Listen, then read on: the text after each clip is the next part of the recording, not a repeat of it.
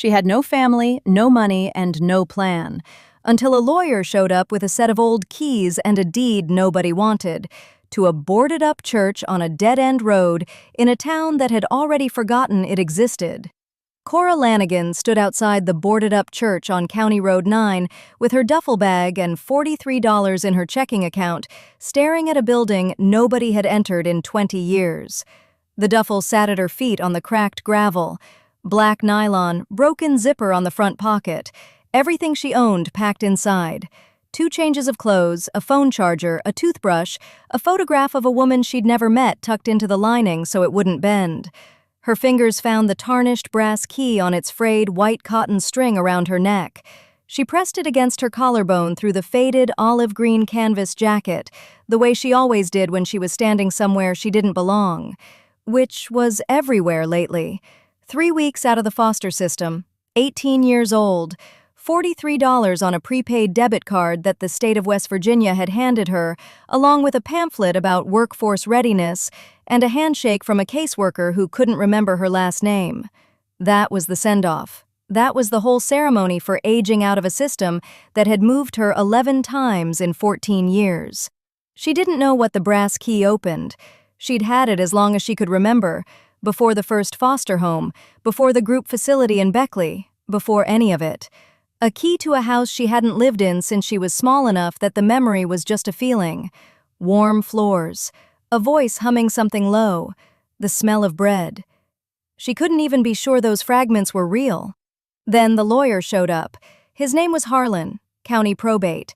He found her at the transitional housing office in Charleston where she'd been filling out intake forms and trying not to look at the math on the whiteboard. $415 a month for a shared room, and her card had $43 on it. Harlan was 60, maybe older, wearing a suit that had been good in 1997 and carrying a manila envelope that was thick enough to matter. He had a deed, a key ring with 5 old iron keys, each one different, each one heavy, and a letter.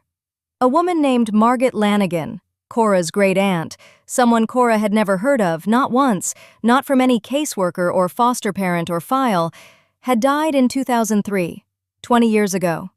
She'd left a church on County Road 9 in Garnett, West Virginia to the youngest surviving Lanigan. It took the county 2 full decades to locate Cora through foster records. 20 years of the deed sitting in a probate file while the building sat empty and the town forgot about it, and Cora bounced from home to home to home, never knowing anyone had left her anything at all.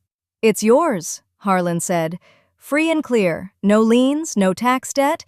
Miss Lanigan prepaid the taxes through 2025. Unusual, that. Cora took the keyring. 5 iron keys, cold and heavy in her palm. She didn't ask questions. She folded the deed into the duffel's broken front pocket and caught a Greyhound south. Garnett, West Virginia. Population 340, give or take the ones who'd stopped being counted. Blue Ridge foothills. 1 gas station with a hand-painted price sign. A diner called Opal's with a neon sign that buzzed on every 3rd letter. A post office open Tuesday, Thursday, Saturday. A hardware store with a porch that sagged on the left side. The kind of town where the only thing growing was the distance between the buildings that were still open. The church sat on County Road 9, half a mile past the last house. White clapboard gone gray with weather. Boarded windows. A rusted padlock on the front door. Weeds pushing through the gravel lot like they'd been working on it for years and were almost done. A hand-lettered sign over the door. Paint so faded it was just the ghost of words. She could make out an M and maybe an L. Nothing else. She went to the hardware store first. The porch creaked under her scuffed white sneakers. Inside smelled like linseed oil and iron nails, and coffee that had been on the burner since morning. Walt Embry stood behind the counter. Stocky, broad-shouldered, silver-white hair cropped close. Tortoiseshell half-moon reading glasses on a thin, brass-beaded chain. A worn black ballpoint pen clipped to the left breast pocket of a faded burgundy flannel with the sleeves rolled to the elbows. He had pale blue eyes that watched without rushing, and 3 small brown freckles on his right temple that she noticed because he turned his head slowly when she walked in, like a man deciding whether to speak. "I need to borrow a pry bar," Cora said, "and a flashlight if you've got one." He studied her, the duffel bag, the jacket that was too thin for October, the key on its string. He didn't ask her name, didn't ask what she was prying. He set a flat bar and a heavy black flashlight on the counter. "Bring 'em back when you're done." 5 words, no paperwork, no deposit. She tucked the tools into her duffel, and when she walked back out onto the sagging porch, she could feel him watching from the store window as she turned up the church road. It took her 3 hours to work the plywood off the windows alone, board by board, nail by nail, stacking the sheets neatly against the side of the building because something in her wouldn't let her just throw them on the ground. Her shoulders burned, her palms went raw. $6.50 at the gas station for crackers and 2 bottles of water, because that was the cheapest math she could do. 43 minus 650, 36.50. The number sat in her head like a timer counting down. The brass key on its white string. She tried it on every lock she could find. The padlock, a side door, a cellar hatch half buried in weeds. It fit nothing. Whatever that key opened, it wasn't here. Or it wasn't obvious yet. She pulled the last board free from the front door. Afternoon light hit the white clapboard and turned it almost warm. The largest iron key from Harlan's ring fit the rusted lock, and she had to lean her whole weight into turning it, the mechanism grinding like it was chewing through 20 years of silence. The door swung inward into pitch darkness. The air that came out was old wood and dust and something faintly sweet underneath, like dried lavender pressed between pages of a book nobody had opened in a very long time. And from somewhere deep inside the building, past the reach of daylight, past the rows of shadow she couldn't yet see, she heard the slow, steady breathing of something alive. The breathing was low and steady, the kind of sound that belongs to something old and unafraid. Cora stood in the doorway with Walt's flashlight in her right hand, the beam cutting through dust that hung in the air like the church had exhaled for the first time in years. And there he was, center aisle, right between the 6th and 7th pews. An aging German shepherd mix, lying with his head on his front paws, watching her with calm, dark eyes that caught the light and held it. He didn't growl, didn't even lift his head. His muzzle was grizzled white, the fur along his haunches thin enough to show the shape of the bone beneath, and his coat, dull gold and black, the colors of something that used to be beautiful and had simply gotten tired. But those eyes, patient, steady, like he'd been lying in that exact spot for a long time, and the only thing that surprised him about her showing up was that it took so long. Cora did the smartest thing she'd done in months. She sat down. Right there on the floor, 10 feet from him, her black nylon duffel still over her shoulder, her scuffed white sneakers flat against the worn pine boards. She didn't reach out, didn't make a sound, just sat with her hands in the pockets of that faded olive-green jacket, the tarnished brass key on its frayed white string resting against the hollow of her throat, and waited. 20 minutes, maybe longer. The flashlight on the floor between them threw shadows up the walls like cathedral arches, and the only sound was his breathing and hers. Then the dog stood, slow, stiff in the back legs, the careful movement of an animal that knows exactly how much it hurts to get up and has decided you're worth it. He crossed the distance between them without hurrying, sat down beside her, and leaned his head into her hand. She touched his ear, thin and soft and warm. He pressed closer, and the weight of him against her side was the first warm thing that had touched Cora Lanigan in longer than she wanted to count. First contact. Before any human in this town decided she was worth talking to, this dog chose her. She named him later, Dutch. But that comes after the photograph, and we're not there yet. The flashlight showed her the rest in pieces. 12 wooden pews, 6 on each side, simple and heavy, the kind you don't build if you're planning to move them. A raised platform at the front with a lectern made of the same dark wood, hand-turned, no veneer, the grain running straight and unbroken. Whoever built this didn't cut corners. Behind the platform, a small upright piano sat against the wall, its lid cracked down the middle, but the keys still white beneath the dust. The ceiling was beamed with thick pine timbers, hand-adzed, and when she aimed the light up, she could see the joints were tight. No gaps, no water stains, no rot.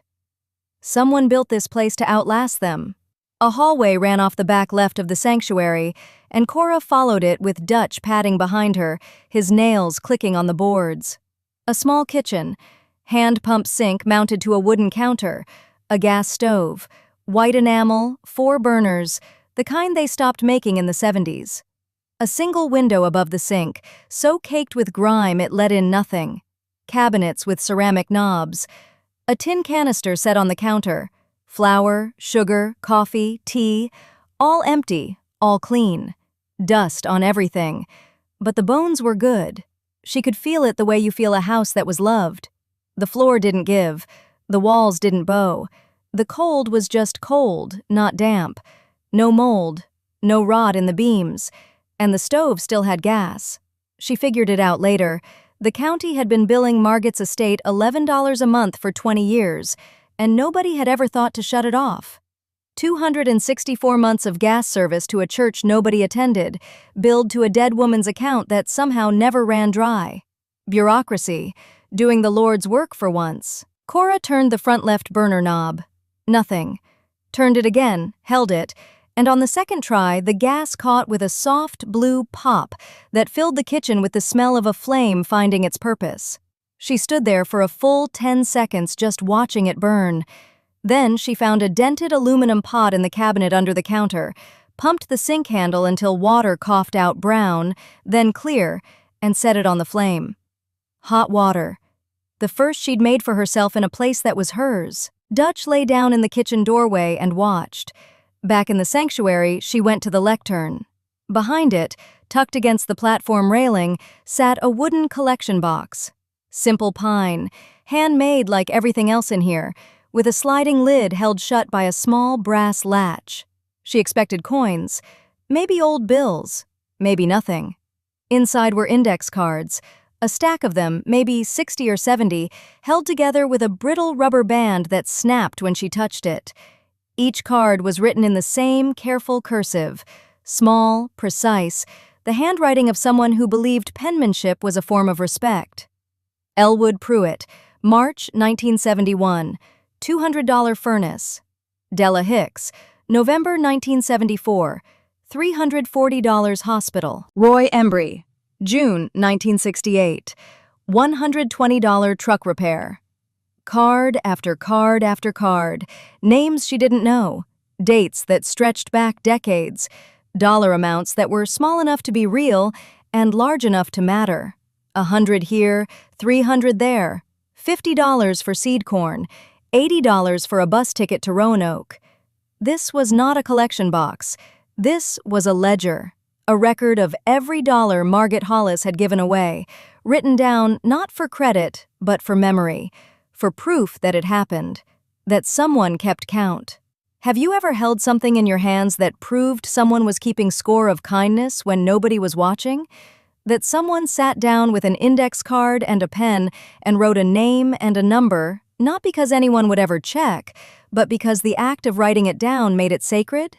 Stay with me, because what Cora found next is the part that changed everything. She moved to the altar. Heavy pine table, hand-built, bolted to the platform with iron lag screws that had gone orange with rust. She ran the flashlight across the floor behind it, and something caught her eye. The floorboards here were different.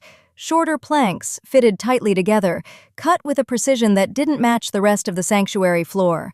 And there was a seam, a straight line running parallel to the back wall, too clean to be natural settling, too deliberate to be a mistake. Cora knelt. Dutch came up beside her and sniffed the seam once, then sat back watching. She pressed her fingers into the gap between the boards and pushed down. The floor shifted.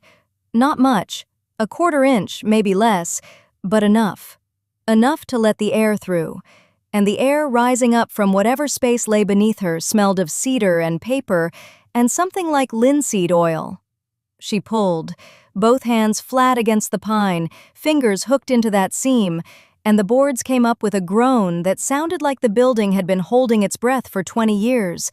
Cedar and paper and linseed oil, That smell rolled up out of the dark like a living thing, and Cora leaned back on her heels and looked down into a space that had no business being there. The deed listed no basement.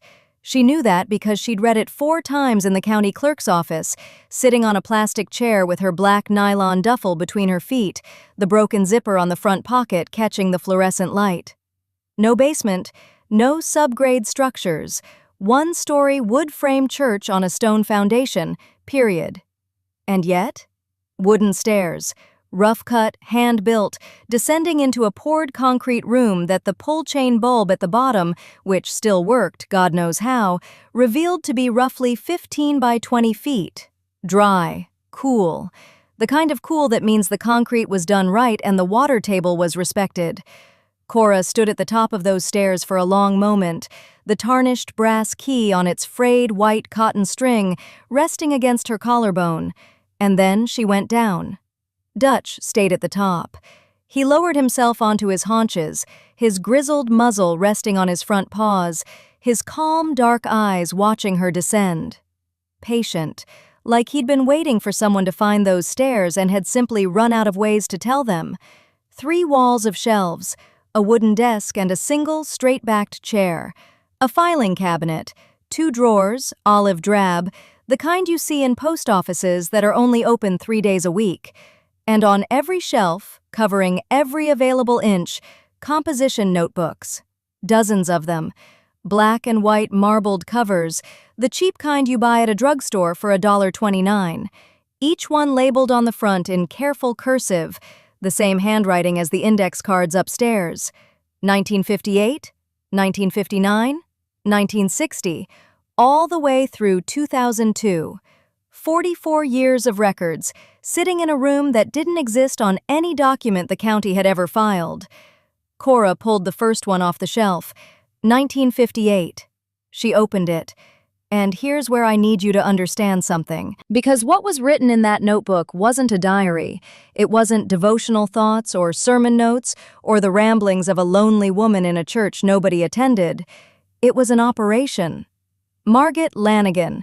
And that name hit Cora like a slap, because Lanigan was her name, the name she'd carried through 6 foster placements and a group home, and an aging out ceremony that consisted of a social worker handing her a check for $43 and saying, "Good luck."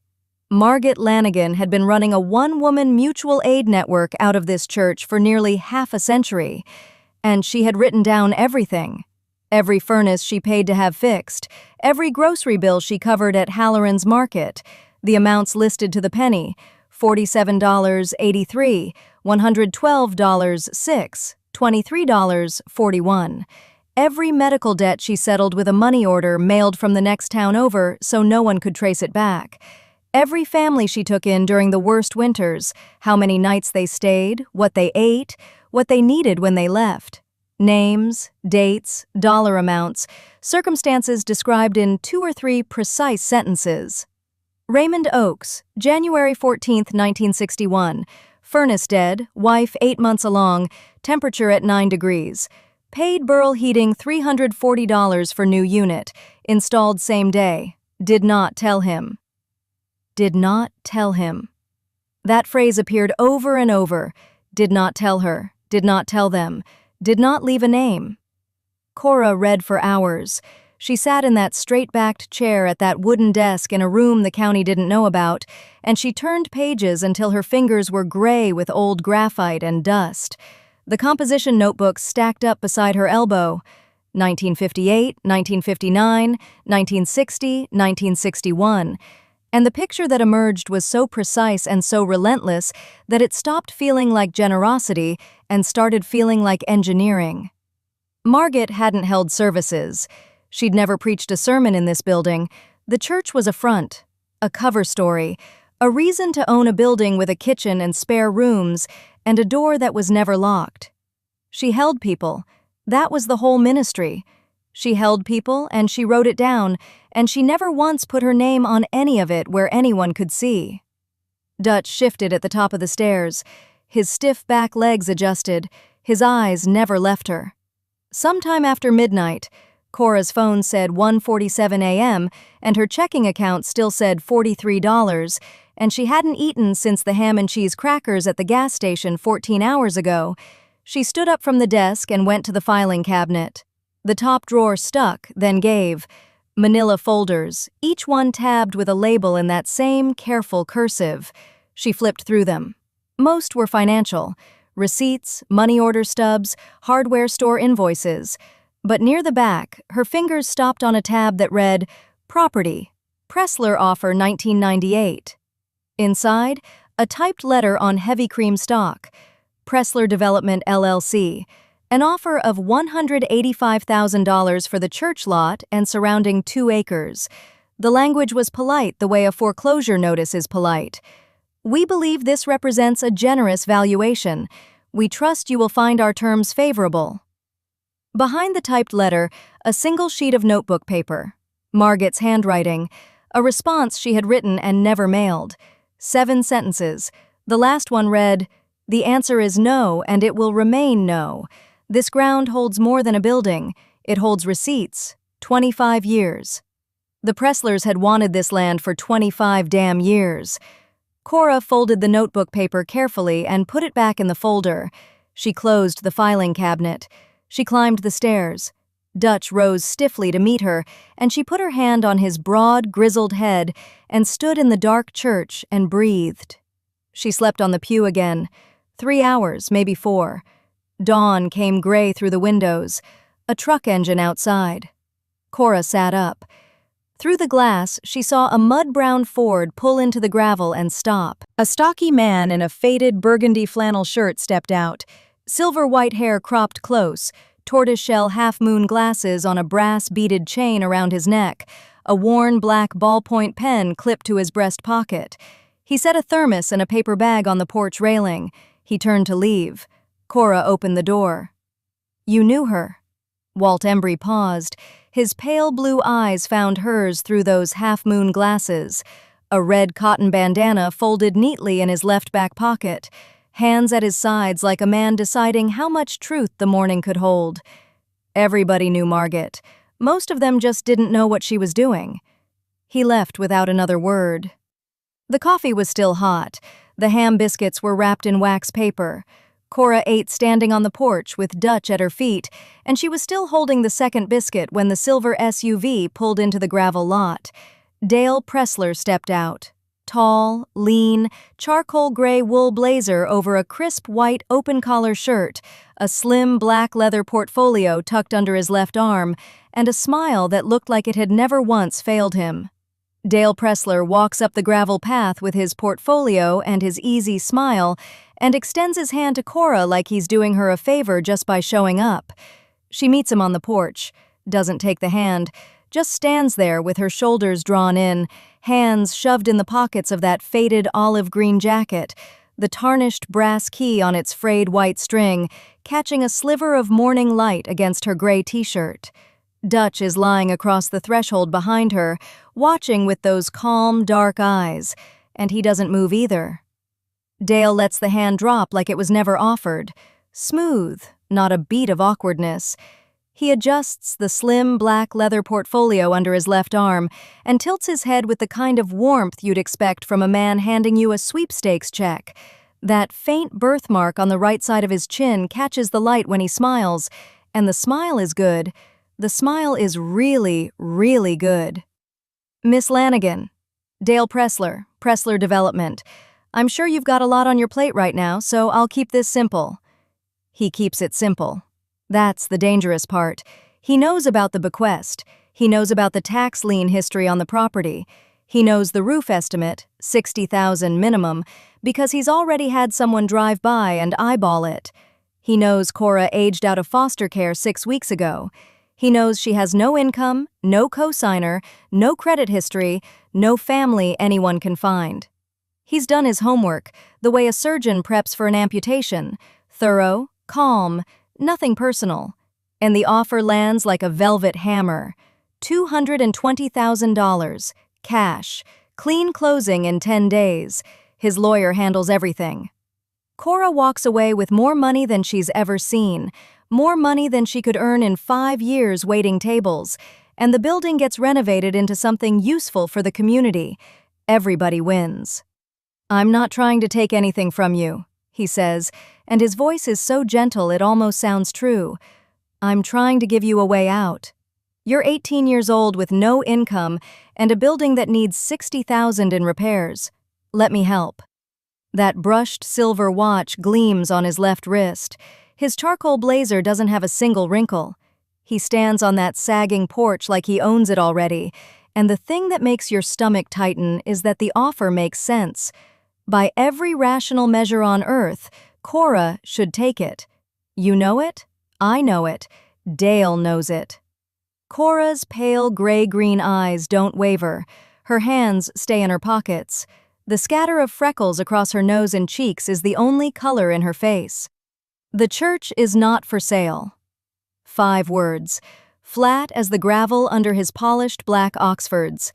Dale blinks. Just once. You can see the recalibration happen behind those sharp brown eyes, the slight tightening at the corners of his mouth, the fraction of a second where the smile disconnects from whatever's underneath it. Then it's back. Warmer than before, even. He sets his business card on the porch railing, right where Walt left the coffee that morning. Think about it. No pressure, no deadline. He walks back down the gravel path. The silver SUV pulls away without hurry. Cora watches it go, then picks up the card and puts it in her jacket pocket. She goes back downstairs. What happens next is the part where the ground opens up.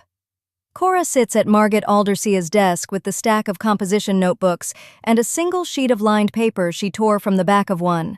She makes columns. Names, dates, dollar amounts when she can find them. Categories: furnace, funeral, surgery, groceries, rent, truck repair, school supplies, winter coat. She works the way someone works when the work is the only thing keeping them upright. Methodical, quiet. The pen moves and the list grows, and the basement smells like old paper and dried lavender and cold concrete under her sneakers. By midnight, she has counted 237 names. 237 families across 50 years. Exposed wiring fixed in the middle of January. Empty cupboards restocked without a note. Medical debt paid in money orders that couldn't be traced. Truck transmissions rebuilt with cash left in envelopes on front seats. School clothes bought and dropped on porches in paper bags. A funeral for a man whose family couldn't afford a casket. Margaret paid the whole thing, $3,200, and listed it in the journal as proper burial for R. Whitfield. He deserved that much. Cora does the math on the back of her sheet, adds it up column by column, the way Margaret must have added it up in her own careful cursive year after year. The total passes $300,000 and keeps climbing, $340,000, over 5 decades, from a woman who never earned more than $31,000 a year as a schoolteacher. Margaret Aldersea gave away more than she kept, every single year. And not one of those 237 families knew it was her. Let that sit for a second. One woman. A schoolteacher's salary and a small family inheritance. A composition notebook and a post office open 3 days a week.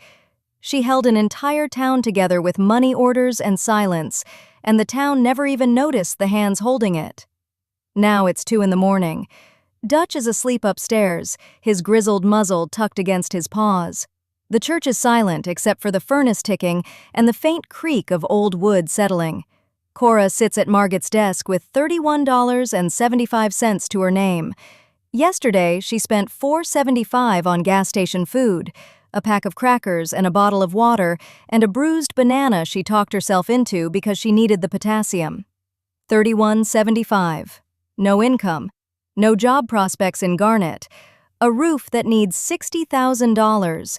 Wiring that could burn the building down. A porch sagging like a tired spine. Dale's card is in her pocket. $220,000. Clean. Simple. Done. She pulls out her phone, looks at the number. Her thumb hovers over the dial button, and if you've ever been that broke, that tired, that alone at 2 a.m. with an answer sitting right there in your hand, you know exactly what that hover feels like. She sets the phone down, picks up the next journal. 1987. Opens it. Third page. Margaret's careful cursive, blue ink, slightly faded. Heard today about Elaine's girl. Born March 3rd. Name is Cora. Named after Elaine's grandmother. I will find a way to reach her. Cora sits alone at Margaret's desk in the basement at 2 in the morning, Dale's business card in her left hand and her phone in her right. And the number on that card would solve every problem she has. And then she reads her own name written in a dead woman's handwriting, and her hands begin to shake. Her own name. Right there on the page, in handwriting that belonged to a woman she had never met, ink that had dried before Cora Lanigan ever drew breath. And now the basement walls pulled inward, like the room itself was holding its breath with her. She didn't move. The business card was still in her left hand. Dale Pressler's number still glowing on the phone screen in her right. And none of it mattered anymore, because the journal was open to a page dated March 14th, 1987, and it read, Cora Elaine Lanigan, born today. 6 pounds, 4 ounces, daughter of Rennie. My Rennie's girl. My Rennie's girl. Cora's throat locked shut. She set the phone down. She set the business card down. She pulled the journal closer with both hands and read. Margaret Elias had tracked Cora's entire life. Every foster placement, all 7 of them. The Drury House in Tilden. The Warrens outside of Sayre Falls. The group home in Braddock County that lasted 11 months. The Kessler placement that lasted 6 weeks. Margaret knew the addresses. She knew the dates. She knew which ones Cora had been pulled from and which ones she had been sent away from, and she had written each transition in the same steady handwriting, the same blue ink, with a single word beneath every entry. Denied. Because Margaret had tried. In the filing cabinet, the old green steel one with the stuck drawer that Cora had forced open with a flathead screwdriver 2 hours ago, there was a folder of letters. County letters. Form letters. Margaret Elias had applied for custody of Cora Lanigan 4 times between 1993 and 1999. 4 applications, 4 denials.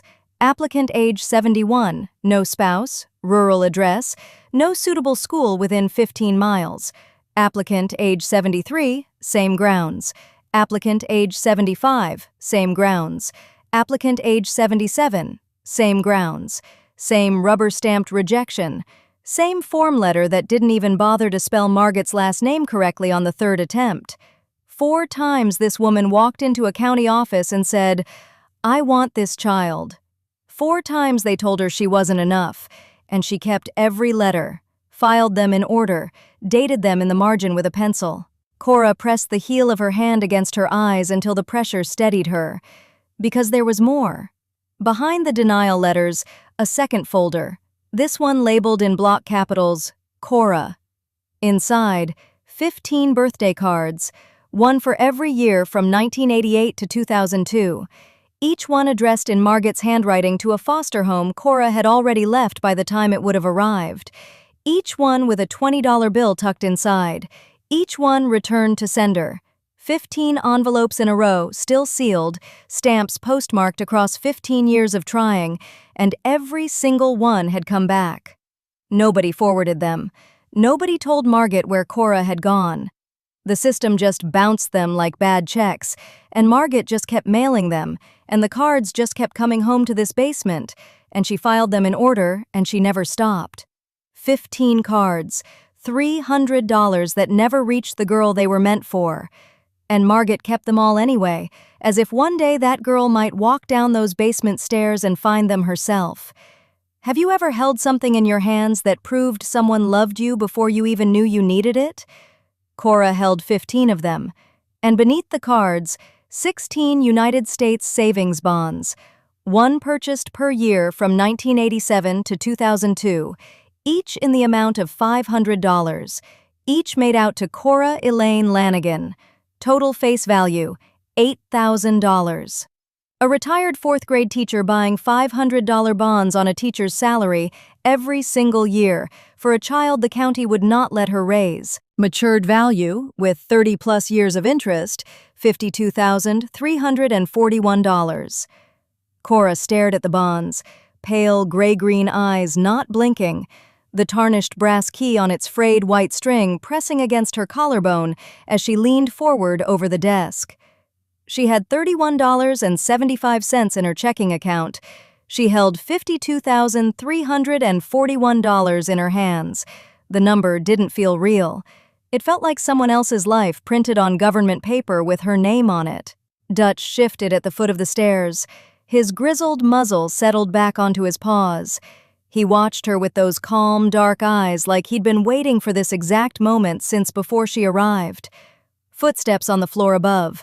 Walt Embry came down the stairs slowly, the way a man comes downstairs when he already knows what's at the bottom. Tortoiseshell half-moon glasses on their brass-beaded chain, burgundy flannel with the black pen clipped to the pocket, red bandana folded in his left back pocket. He didn't ask what she'd found. He sat on a pew that had been pushed against the wall and he stayed. Margot died owing nothing to anyone and being owed by everyone. His pale blue eyes held steady on the far wall. That was the richest a woman could be. One sentence. It landed like a stone dropped into a well so deep you never hear it hit. He told her the rest. Margot Elias, 4th grade teacher for 31 years at Sayre Falls Elementary, never married, bought this church in 1957 for $600 when the congregation moved to a bigger building in town, lived in the back rooms, used the rest as her base of operations. Walt's own father, Roy Embry, had his truck transmission rebuilt in 1968 and never knew who paid the shop bill. "I only found out after she died," Walt said. He didn't elaborate. He didn't need to. The next morning, Dale Pressler's black sedan pulled up the gravel drive again. This time, his smile was thinner. The charcoal blazer was buttoned. The slim black portfolio was tucked under his left arm like a weapon. He had a lawyer's letter, a challenge to the deed's validity, arguing the bequest was improperly executed and the property should revert to the county, which would then sell it to the highest bidder. 3 guesses who that would be. Cora read the letter standing in the doorway. She handed it back. "Those are my terms. The church is not for sale." Dale's jaw shifted. "You're making a mistake." Cora said nothing. The tarnished brass key caught light against her gray t-shirt. Dale started to leave, then stopped. He looked at the church like he was seeing it for the first time. "What's in the basement?" "Receipts." She went inside. She came back with 1 page, the 1972 journal entry. She put it in his hand and she walked back through the door, and she did not watch him read it.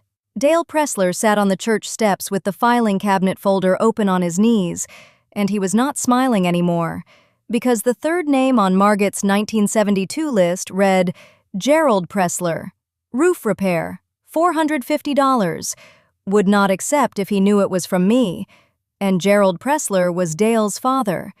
He sat there a long time.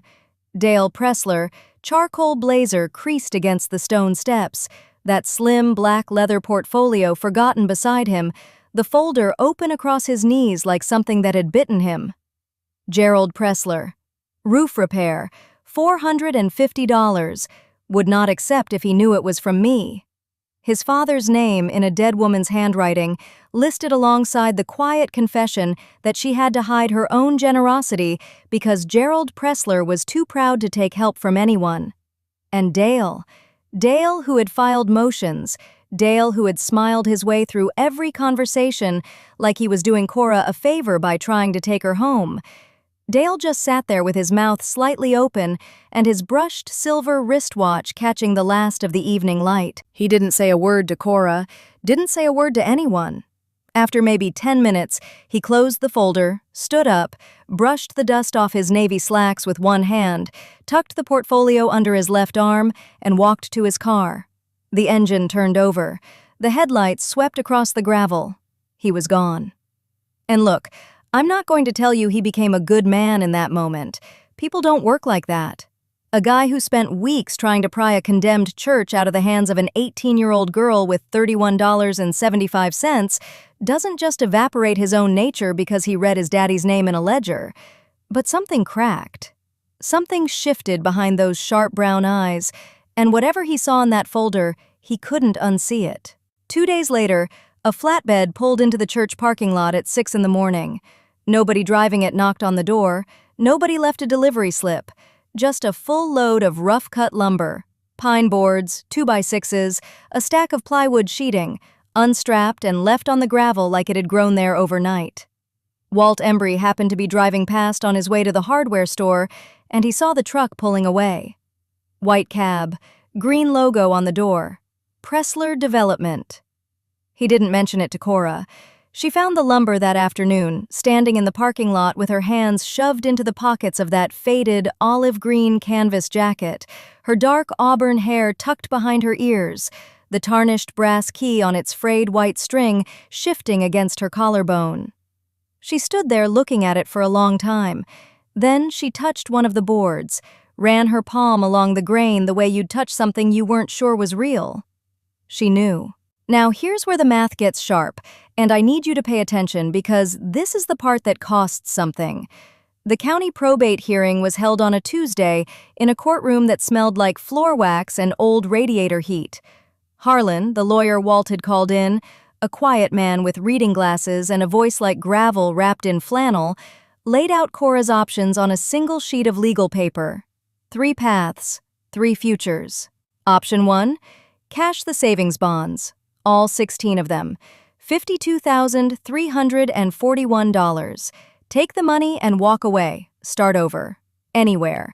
That's an apartment deposit, a used car, community college tuition, a year of breathing room for a girl who has had exactly 0 years of breathing room in her entire life. Option 2, sell the property to Pressler Development for $220,000. Sign the papers. Let them do whatever developers do.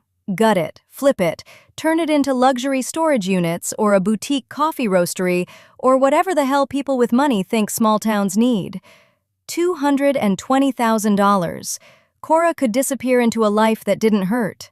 Option 3, keep the church. Use the bonds to begin repairs. Roof repair, $18,000. Electrical, $14,000. Plumbing, $7,500. Permits, $2,200. That's $41,700 before she's bought a single meal. Leaves $10,641, minus 6 months of living expenses at $400 a month, and $400 a month is rice and beans and cold water and no margin for error, leaves $8,241. She would survive. Barely. But the church would stand, and Margot's records would stay exactly where Margot put them. $52,341 when you have $31.75. Have you ever held a number like that in your hands and felt it pulling you in 2 directions at once? That money was a door out of every cold night, every empty morning, every system that had stamped her file and passed her along. And she sat in that courtroom with her duffel bag under the bench and her sneakers scuffed against the tile floor, and she signed the deed acceptance. She kept the church. She cashed 4 bonds for immediate repairs and locked the rest in Margot's filing cabinet, in the same drawer where Margot had kept the records of every person she'd ever helped. The cabinet closed with a sound like a period at the end of a sentence. Dale withdrew the legal challenge. No press conference, no handshake. His lawyer filed a 1-page motion. Petitioner withdraws with prejudice. That was it.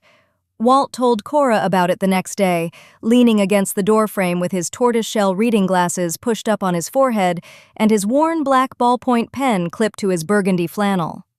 He came into the hardware store yesterday, bought a box of roofing nails, didn't say a word to anyone, paid cash.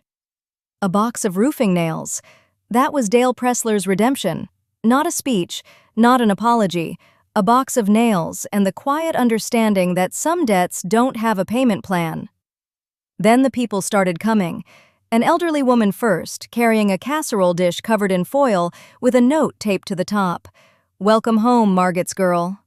A man in his 60s with a truck bed full of split firewood who stood in the parking lot and said, "Your aunt kept my family warm in '79. Tell me where to stack it." A woman Cora's age who waved shyly from a sedan and left a bag of groceries on the porch without knocking, without waiting, without needing to be thanked. Walt arrived with a full socket set and a cutting torch. "Figured you'd need these." He set them on the workbench and walked back to his truck. Didn't ask what they were for. Each one carried a sentence. Margaret paid for my mother's surgery in '83, $3,200. She never told us. My father's name is in those books. Elwood Pruitt. She kept his furnace running for 6 winters. Bess Lanigan took me in the winter of '91. I was 23 and I had nothing. Tell me where to start. One at a time. Over days. Each one a name from the journals, walking back to life. And if you've made it this far, stay with me, because what happens next is the part I've been waiting to tell you. Cora stood at the lectern with the logbook open to a fresh page, a line of people stretching from the church door to the road, each one carrying something: firewood, a casserole dish, a socket set, a bag of groceries, and she wrote the first new name in 20 years. Her own. 6 months later, the church on County Road 9 has a new roof, new wiring, a fresh coat of white paint, and a hand-lettered sign over the door that reads, Lanigan House. And the light is on. Not a spotlight, not a neon sign, a single warm bulb behind the glass above the front door, the kind you leave burning because someone might need to find you in the dark. And inside, the place breathes different now. The pews are gone. In their place, mismatched tables and folding chairs, a long kitchen counter salvaged from a school cafeteria Walt hauled down from spruce pine on a flatbed, and a stove that works on the first try every time because Cora replaced the igniter herself with a part that cost $11. The kitchen serves meals 3 days a week, Monday, Wednesday, Friday. Nothing fancy. Soup, bread, coffee. Sometimes pie if someone brings one. Someone usually does. The basement is a reading room now. Margaret's journals sit preserved behind glass in a case Walt built from reclaimed oak, every page visible, every entry legible.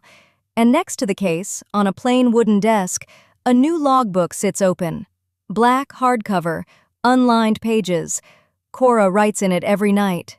Date, name, what was needed, what was given, how much it cost. She writes in the same careful print Margaret used because she studied that handwriting for weeks until her hand learned it. And if you held the 2 books side by side, you'd swear the same woman wrote both. Dutch sleeps by the front door. His muzzle is almost entirely white now, that dull gold and black coat thinner at the haunches than it was 6 months ago, and he moves like his back legs are bargaining with him every morning. But he watches everyone who enters. Dark, calm eyes tracking each face. He hasn't left the church since Cora arrived. Not once. Like he finished waiting and started guarding, and those are the only 2 jobs he's ever understood. Cora has become what Margaret was, quietly, without announcement. A woman 3 miles south on Route 12 had her heat cut off in November. Cora paid the $180 bill from a fund she started, seated by the remaining matured bonds, and fed by small donations that show up in the collection box without names attached. An older man needed his truck transmission rebuilt. Cora called Walt. Walt drove down with his toolbox and his worn black ballpoint pen clipped to his burgundy flannel and his tortoiseshell half-moon glasses on their brass-beaded chain, and he spent 2 days under that truck and would not take $1. The logbook grows, page by page, name by name. The same quiet arithmetic Margaret practiced for 50 years, carried forward by a girl with pale gray-green eyes and a tarnished brass key on a frayed white string around her neck. Now here's something I didn't see coming, and I don't think Cora did either. Dale Pressler came back. Not with his slim black leather portfolio, not with his charcoal blazer and his brushed silver watch and his polished pitch about vision and value. He came with his daughter, a young woman, early 20s, dark hair like his, same sharp, attentive brown eyes. They stood in the basement together, reading Gerald Pressler's name in Margaret's handwriting. Dale's daughter touched the glass case lightly with her fingertips and asked Cora, "Did she really do all this by herself?" Cora said, "Every page." Dale said nothing. That faint birthmark on his chin, that easy, confident posture gone slightly uncertain for the first time since he'd walked into this story. He left a check for $5,000 in the collection box on his way out. No note, no business card, no strings. Just a man who finally understood that some debts don't have a line item and some value doesn't fit in a portfolio. The tarnished brass key. You remember it. That key on its frayed white cotton string that Cora has worn against her collarbone since before the foster system, since before the duffel bag, since before the $43. Walt noticed it one afternoon while they were replacing a window frame. He held it up to the light, turned it over, walked downstairs without a word, his heavy tan leather boots steady on the steps, and tried it in the lock on Margot's desk drawer, the one drawer Cora hadn't been able to open because she'd never found a key that fit. It turned, that gritty click of a lock that hadn't moved in years. Inside, a photograph. Margot, young, maybe 30, dark hair pinned back, standing on the church steps in pale spring light, holding a baby in a white blanket. On the back, in Margot's handwriting, Elaine's girl, March 1987. I will keep this place standing until she comes home. Cora pressed the heel of her hand against her eyes until the pressure steadied her. The key was Margot's. Someone, a caseworker, a nurse, a stranger who understood, had put it around a baby's neck before she entered the system. Someone made sure Cora would carry the means to open the last drawer, even if it took 18 years to walk through the door. Have you ever held something in your hands that proved someone loved you before you even knew you needed it? Then, one evening in early December, a stranger arrives. A young woman, 18 or 19, standing at the church door with a garbage bag of clothes and a dead phone. She doesn't knock. She just stands there, shoulders drawn in, taking up as little space as possible, the way Cora used to stand. Dutch lifts his grizzled head from the threshold and watches. Cora opens the door, her dark auburn hair tucked behind her ears, her olive-green canvas jacket zipped against the cold, her pale gray-green eyes steady. You eat yet? The woman shakes her head. Cora steps aside. Come in. The room in the back is yours for as long as you need it. She writes the woman's name in the logbook. Date, name, what was needed, what was given. The cycle continues. If you've been listening this long, you already know what this story is about. It's not about the church. It's not about the bonds or the journals or the filing cabinet. It's about the fact that one woman spent 50 years keeping a promise nobody asked her to keep, for people who would never know she kept it. And when she died, the promise didn't die with her. It walked into a county office on the shoulders of an 18-year-old girl with $43 and a brass key on a string. The narrator pulls back to the wide shot. The church on the hill, the light in the window, the road stretching into the Blue Ridge dark, and the door is open. The door is always open, because home is not where you're born, it's where you stop running. And Cora Lanigan stopped running the night she found a dead woman's handwriting that proved somebody tried.